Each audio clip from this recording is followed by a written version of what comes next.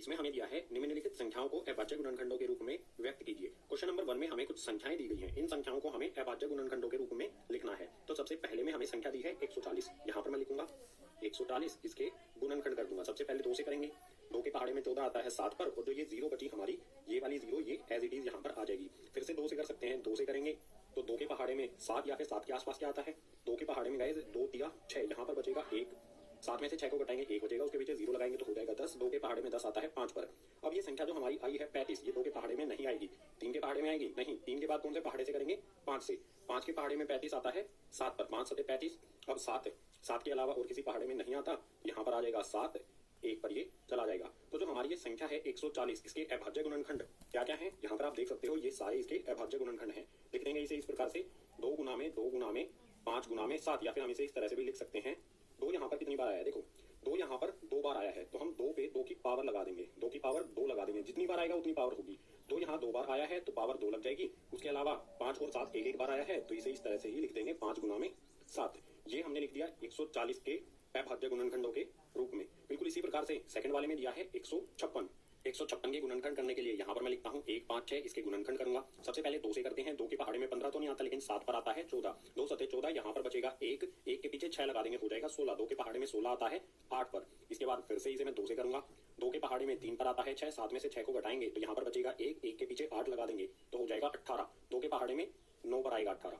अब ये वाली जो हमारी संख्या है 3 9, ये 2 के पहाड़े में तो नहीं आएगी। 3 से कोशिश करते हैं। 3 के पहाड़े में 3 भी आएगा 9 भी आएगा, ये 3 से भाग हो जाएगी। तो यहाँ पर मैं 3 से करता हूँ। 3 एकम 3, उसके बाद 3 दिया 9। आपको पता होना चाहिए कि 13 या तो 1 के पहाड़े में आता है या फिर 13 के ही पहाड़े में आता है। तो यहाँ पर इसे सीधा हम 13 से कर देंगे, आ जाएगा 1। यानी जो हमारी ये संख्या है 1 5 6 156, इसके गुणनखंड जब हम करेंगे तो यहाँ पर हमें ये वाली संख्याएं मिलेंगी। 2 गुना में 2 गुना में 3 गुना में 13, और इसे हम इस प्रकार से भी लिख सकते हैं 2 की पावर 2 गुना में 3 गुना में 13। अगर आप इनमें से एक भी लिख के आते हैं, ऊपर वाला भी लिख के आते हैं, तो आपका आंसर बिल्कुल सही होगा। इसी प्रकार से थर्ड वाली संख्या पर आ जाते हैं। यहाँ पर हमें दिया है 3825। इसके गुणनखंड करने के लिए यहाँ पर मैं लिखता हूँ 3825। ध्यान से देखो, आखिरी में 5 है, तो क्या ये 2 से भाग हो जाएगा? नहीं होगा। 2 से नहीं करेंगे हम, इसे करेंगे 3 से। कोशिश करते हैं 3 से करने की, क्या 3 से होगा? बिल्कुल हो जाएगा गाइस। यहाँ पर मैं लिखता हूँ 3।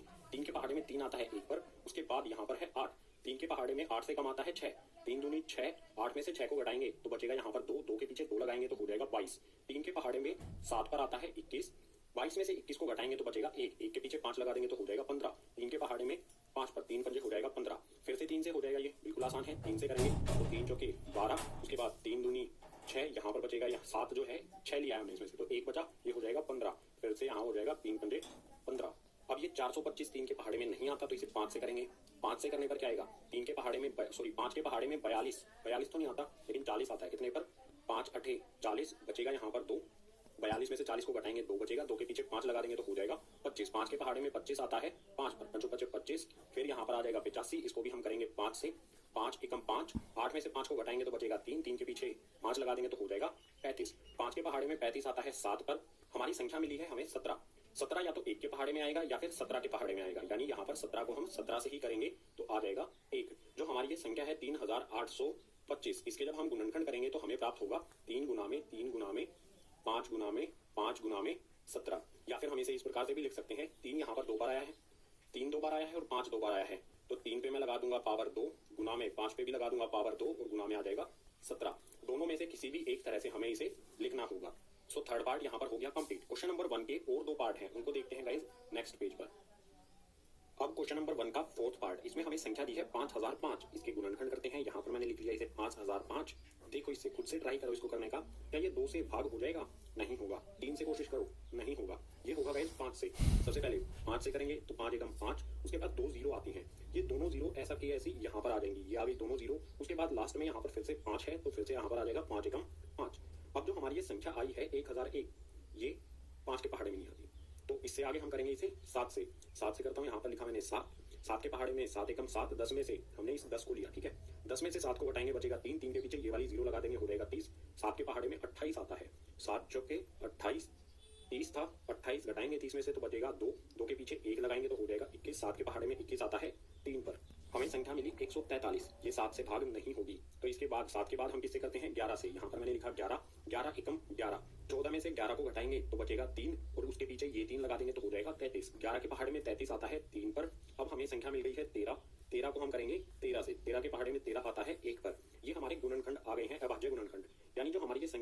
7005। जब हम इसके अभाज्य गुणनखंड करेंगे तो हमें प्राप्त होगा 5 गुना में 7 गुना में 11 गुना में 13। ये हो जाएंगे इसके अभाज्य गुणनखंड।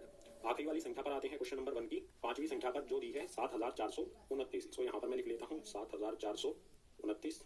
इस संख्या के गुणनखंड करेंगे। आप एक बार वीडियो को रोको और एक बार कोशिश करो, क्या ये 2 से होगा, 2 से पूरा भाग होगा, 3 से होगा, 5 से होगा, 7 से होगा, 11 से होगा या 13 से होगा। किसी भी संख्या से आप इसको पूरी तरह से भाग नहीं कर पाएंगे। तो कौन सी संख्या करेंगे? 13 के बाद हम लेंगे 17। 17 के पहाड़े से इसे करूंगा। 17 के पहाड़े को कहां तक लेके जाऊं? 74 है। 17 के पहाड़े में 4 पर आता है 68। 74 में से 68 को घटाऊंगा तो बचेगा 6। 6 के पीछे 2 लगा दूंगा तो हो जाएगा 62। अब 17 के पहाड़े को 3 तक लेके जाऊंगा। 17 ये होता है 51।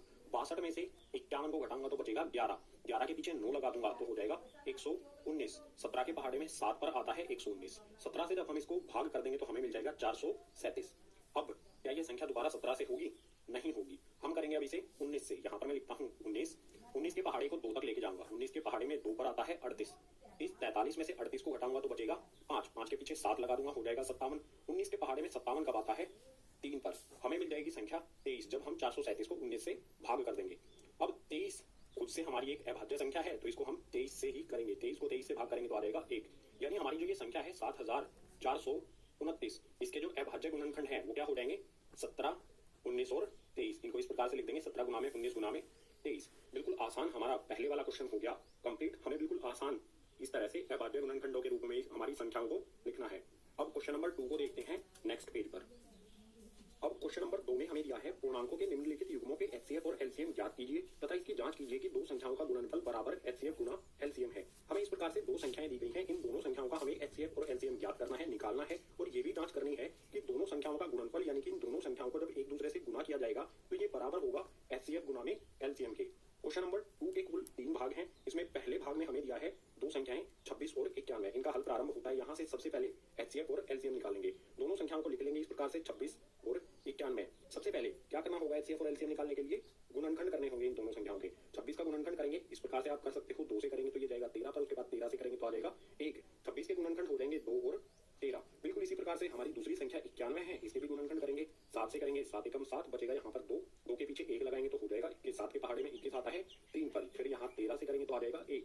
जो हमारी दूसरी संख्या 91 है इसके गुणनखंड हो जाएंगे हमारे 7 और 13। अब बात आती है एचसीएफ क्या होगा। हमारी जो ये दोनों संख्याएं हैं इनका एचसीएफ क्या होगा? यहाँ पर लिख लेंगे एचसीएफ ब्रैकेट के अंदर हमारी दोनों संख्याएं लिख लेंगे 26 और 91।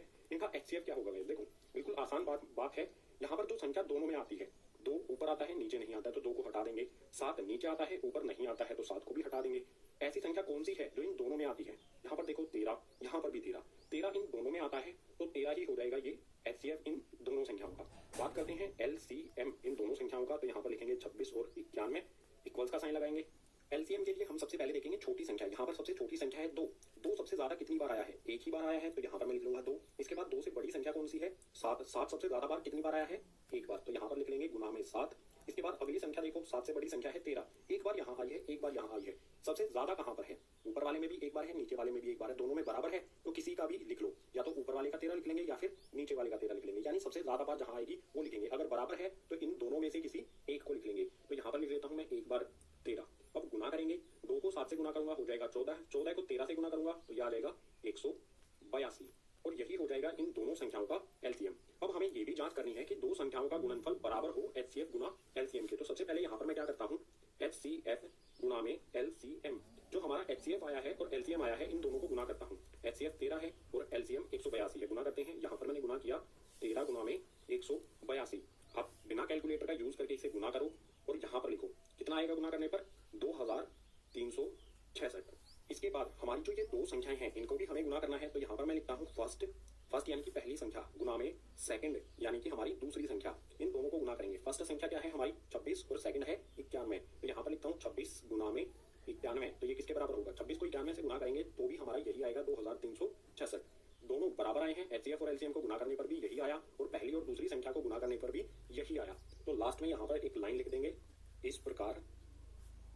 हमारी पहली संख्या यानी कि फर्स्ट नंबर गुना में सेकंड वाली संख्या हमारी जो है 91। जब हम इन दोनों को गुना करते हैं तो हमारा 2366 आता है जो कि बराबर है एचसीएफ गुना में एलसीएम के। एचसीएफ और एलसीएम को गुना करने पर भी बिल्कुल हमारा यही आता है। तो हम कह सकते हैं पहली संख्या गुना में दूसरी संख्या बराबर होगा एचसीएफ गुना में एलसीएम। अब जो हमारा इसके बाद वाला पार्ट है उसको देखते हैं नेक्स्ट पेज पर, सेकंड वाले पार्ट को। सेकंड वाले पार्ट में हमें दो संख्याएं दी हैं 510 और 92। इनका एचसीएफ और एलसीएम निकालते हैं तो हल प्रारंभ होता है यहाँ से। दोनों संख्याओं को लिख लेंगे। हमारी पहली संख्या 510, इसके गुणनखंड इसके सामने लिखेंगे, और जो हमारी दूसरी संख्या 92 है इसके गुणनखंड इसके सामने। यहाँ पर मैं लिखता हूँ 510। इसके गुणनखंड करना बिल्कुल आसान है, आप खुद भी कर सकते हो। मैं 2 से करूंगा, यहाँ पर आएगा 2 दूनी 4, उसके बाद 2 पंजे 10, उसके बाद फिर से 2 पंजे 10। फिर यहाँ पर मैं इसको 3 से करूंगा, 3 से करने पर यहाँ आएगा 3 अठे 24, उसके बाद 1 बचेगा, 1 के पीछे 5 लगाएंगे तो हो जाएगा 15, 3 पंजे हो जाएगा 15। अब मैं करूंगा इसे 5 से, यहाँ पर आ जाएगा 5 एकम 5 बचेगा 3, 3 के पीछे 5 लगाऊंगा तो हो जाएगा 35। अब 5 के पहाड़े में आता है 7 पर, 5 7 35। 17 खुद हमारी एक अभाज्य संख्या है तो इसको 17 से ही करेंगे, आ जाएगा 1। जो 510 है इसके गुणनखंड हो जाएंगे ये 510 के सामने लिख देंगे। यहाँ पर आ जाएगा 2 गुना में 3 गुना में 5 गुना में 17। बिल्कुल इसी प्रकार से हमारी दूसरी संख्या जो 92 है इसके भी गुणनखंड करेंगे। यहाँ पर मैं लिख देता हूँ 92। सबसे पहले 2 से करूंगा, 2 होते हो जाएगा 8, बचेगा 1, 12 बन जाएगा। 12 2 के पहाड़े में आता है 6 पर, फिर 2 से कर लेंगे, 2 दूनी 4, 2 दिया 6, इसके बाद ये जाएगा 23 पर, क्योंकि 23 अपने आप में ही एक अभाज्य संख्या है। 23 के पहाड़े में 23 आता है 1 पर। जो हमारा 92 है इसके अभाज्य गुणनखंड हो जाएंगे 2 गुना में 23। अब बात करते हैं इन दोनों संख्याओं के एचसीएफ और एलसीएम की। तो यहाँ पर मैं लिख लेता हूँ एचसीएफ, ब्रैकेट में लिख देता हूँ दोनों संख्याएं हमारी 510 और 92। एचसीएफ क्या होगा, देखो इनमें कॉमन क्या है, उभयनिष्ठ क्या है। 17 ऊपर है नीचे नहीं है, 23 नीचे है ऊपर नहीं है, ऊपर 5 है नीचे नहीं है, 3 ऊपर है नीचे नहीं है। ऐसी कौन सी संख्या है जो ऊपर भी आती है और नीचे भी आती है? तो देखो 2 यहाँ पर भी आता है, 2 यहाँ पर भी आता है। उभयनिष्ठ क्या है, गोला लगा दो इस पे, ये उभयनिष्ठ है। दोनों में एक बार 2 आया है तो 2 ही इसका हो जाएगा एचसीएफ। ठीक है, जो हमने ये गोला लगाया है इसे हटा देता हूँ, एचसीएफ हमने ज्ञात कर लिया है। बात करते हैं एलसीएम की। इसी तरह से लिखेंगे एलसीएम, पहली हमारी संख्या 510 और दूसरी संख्या 92 बराबर में एलसीएम क्या होगा। सबसे छोटी संख्या है हमारी 2, ऊपर 2 एक बार आता है, नीचे 2 बार आता है, तो हम इसको रखेंगे जहां पर ज्यादा बार आता है। 2 बार यहाँ आया है ये, ठीक है, तो ये रखेंगे हम एलसीएम वाले में। यहाँ पर लिखूंगा मैं 2 गुना में 2, जिसमें ज्यादा बार आएगा ना वो रखना है। 2 से बड़ी संख्या कौन सी है, 3। यहाँ पर एक बार आया है और कहीं पर भी 3 नहीं आया है तो एक बार ही आ जाएगा, यहाँ जाएगा गुना में 3। इससे बड़ी संख्या कौन सी है हमारी, यहाँ पर है 5, नीचे नहीं है, सिर्फ एक बार यहीं पर दिखाई देता है तो यहाँ पर आ जाएगा गुना में 5। इससे बड़ी संख्या कौन सी है हमारी, 17 एक बार आया है और 23 एक बार आया है। इन दोनों को लिख लेंगे, गुना में यहाँ आ जाएगा 17, गुना में आ जाएगा 23। इनको गुना करेंगे, गुना करने पर क्या आएगा, यहाँ पर आ जाएगा 23,460।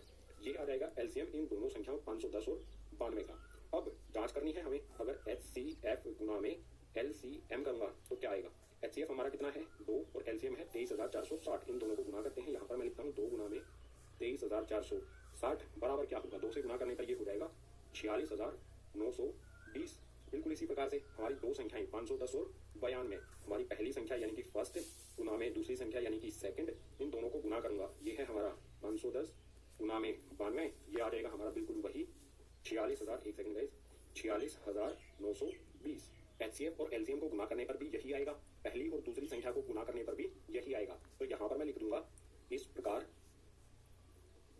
हमारी फर्स्ट वाली संख्या गुना में सेकंड वाली संख्या बराबर होगा एचसीएफ गुना एलसीएम के। यही हो जाएगा हमारा उत्तर। एचसीएफ आया 2, एलसीएम आया 23,460। उसके बाद हमने यहाँ पर ये जांच कर ली। अब क्वेश्चन नंबर 2 के नेक्स्ट पार्ट